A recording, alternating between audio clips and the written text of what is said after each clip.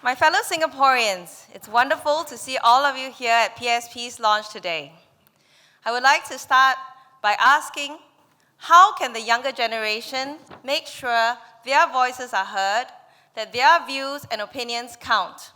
How can we ensure every Singaporean's voice is important and not just those of the rich and powerful?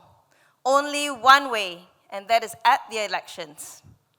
I grew up never having to vote because it was always a walkover.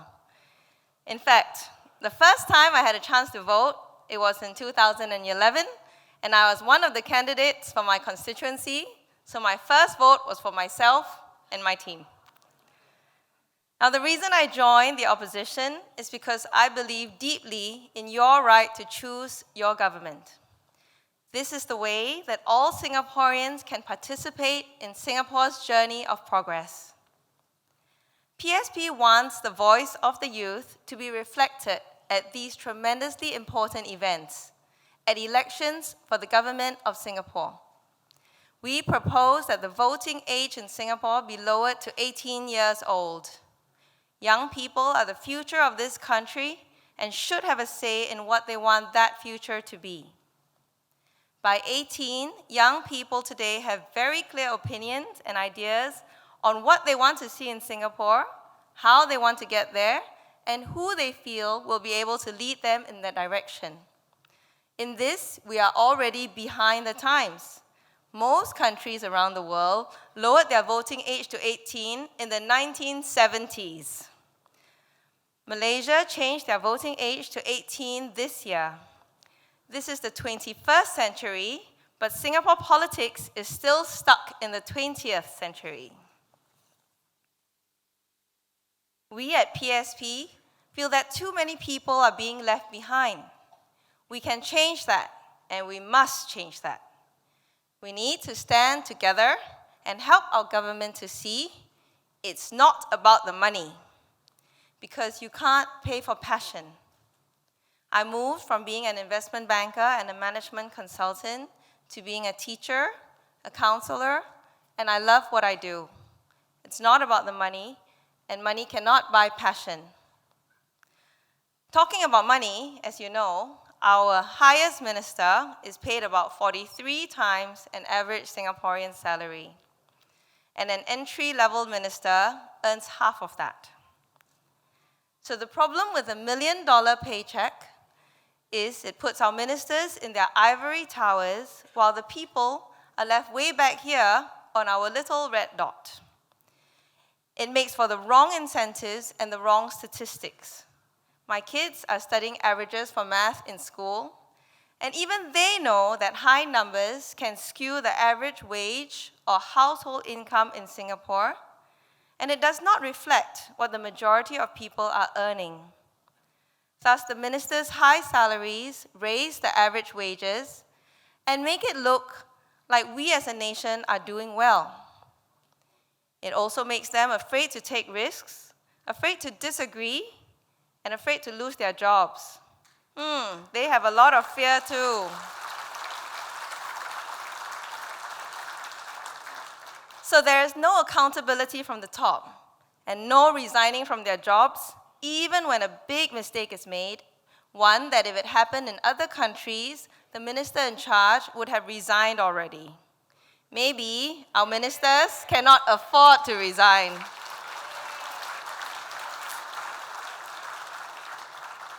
But I will highlight one minister who did resign 2 years ago because he said it was his dream to start up new venture companies.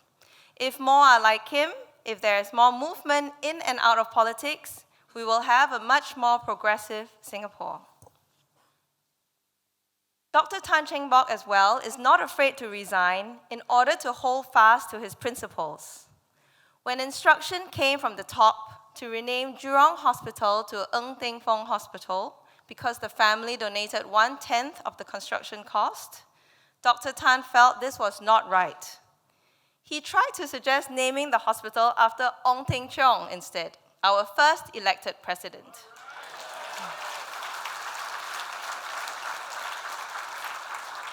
But somehow, the ministers disagreed.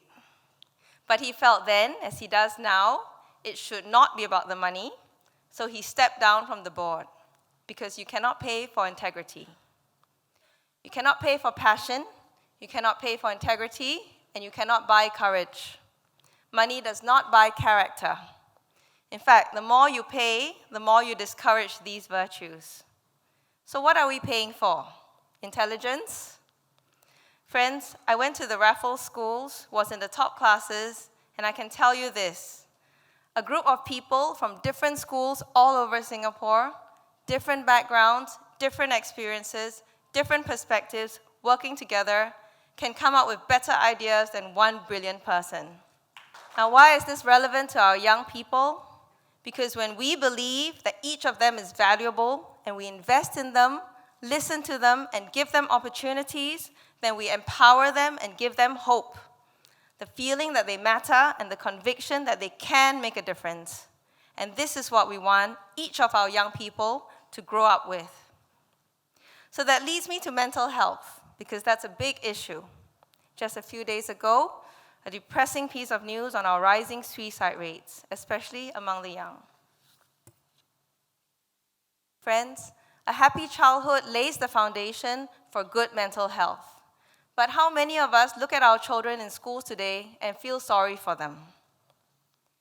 When you talk to our pioneer and Merdeka generations, their childhood stories are of climbing trees, kicking footballs, shooting marbles, and catching spiders. So because they had happy childhoods, they had good memories and a strong belonging to Singapore. And they had the resilience and determination and enough hope to make Singapore what it is today. What are we doing to our children, our young people, our only resource? Why is it that for years we've capped the percentage of Singaporean students who could go to our universities at 25% of each cohort? This was known from our research in 2011, but confirmed after a WikiLeaks comment from MOE was revealed. Now, under pressure, we are slowly increasing that number, but the government's target for 2020 is only 40%. The corresponding average for the 34 OECD member nations is 62%, while in Australia, Iceland, and Portugal, more than 90% of high school graduates go to university. Many Singaporean students are turned away, yet the government woos and spends $130 million each year on scholarships for foreign students. Now, I spoke to a sleep specialist from NUH just this week, and he told me that even our preschool children in Singapore are sleep deprived, not to mention our teenagers, many of whom finish their homework around 2 a.m., only to wake up at 6 a.m. to go to school. Once, when a Michael Moore documentary on schools in Finland was shown to some students from one of our top schools, when they watched it, they cried. The first thing that was mentioned in this video, no homework. If you ask the teachers in Finland what they want for the children, they will answer you, they want the children to be happy. I can speak as a teacher. Happy teachers make for happy children. And what does our government do? On top of refusing to decrease class sizes despite a falling enrollment, they decide to charge teachers for parking in schools.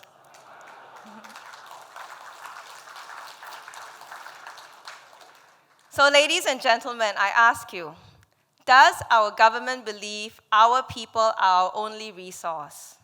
Actions speak louder than words. Let me end off by highlighting PSP's vision statement, a united Singapore, progressing with compassion. Ladies and gentlemen, we want to see a united Singapore progressing into the future together. Let us ensure we are not judged or divided by our race, our language, or our social or economic background. Let us protect the young and the weak in our society. This is the government's job, what we trusted them to do. Mr. Heng Swee Keat, our soon-to-be Prime Minister, says that the PAP has delivered on a better life for Singaporeans. He says Singaporeans will know who to place their trust in. In this, I agree with Mr. Heng. Singaporeans know, and it is time to gather the courage and stand together as one. Thank you.